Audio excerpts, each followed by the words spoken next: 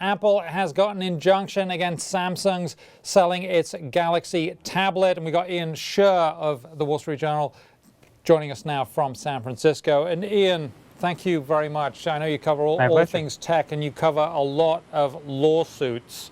But this is a bit different. This is a next level, isn't it? It is. It's really a new level for Apple. So they've gotten injunctions in the past in places like Germany and Australia, but this is the first injunction Apple's been able to get against Samsung in the U.S. And it's a pretty big deal. The U.S. is one of the largest tablet markets. Obviously, we're the people who are doing financially better. And as a result, it really kind of cuts off a lot of Samsung's capabilities here, at least for the short term. Samsung says that they have other products. They certainly do. They actually have a second generation of this tablet coming out, or it's already out. I'm not sure yet. And so, there are things that kind of limit the impact of this, but at the end of the day, it's still a big legal win, and it could set a precedent going forward for Apple.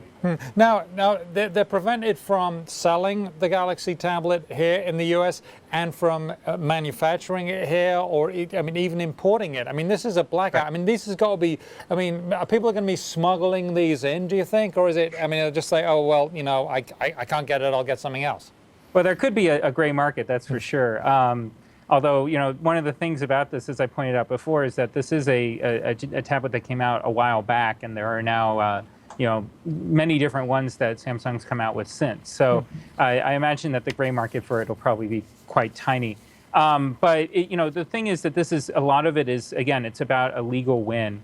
And it also comes right after Apple actually had a legal loss in Illinois on Friday, where the judge refused an injunction and actually refused Motorola's case as well. It was Apple versus Motorola. And they said that, they couldn't prove that they would be damaged enough that an injunction was necessary. So you've got these kind of conflicting legal decisions, right? And it's interesting that you had one big loss in Illinois and with a very influential judge, and then you have a big win here in California. Now, one thing I thought was interesting from your story was that the judge says there's got to be bigger differences than just the color, and apparently these items looked too similar. Explain exactly what the judge was talking about. Well, so the patent that Apple is asserting, if you remember going back a year ago when we broke that Apple was suing Samsung, the whole thing was around the design, right? It was about basically the square with the glass on top of it, the way it looks. This patent went back to 2005. So you have to think 5 years before the iPad even saw the light of day.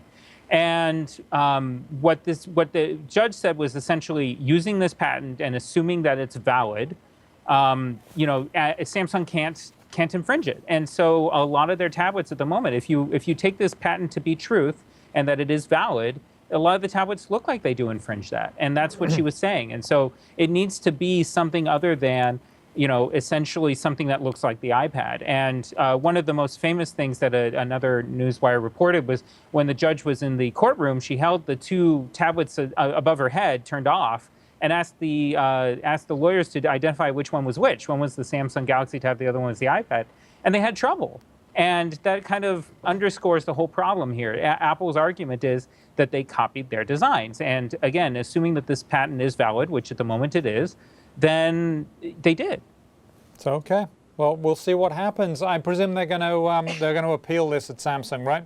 It's a fair assumption. Samsung hasn't said anything, but they're saying they're going to use every legal maneuver in their arsenal that they can, which would argue that that means that they're going to appeal this. And not to forget that there will be the lawsuit is actually still going on. This is a preliminary injunction.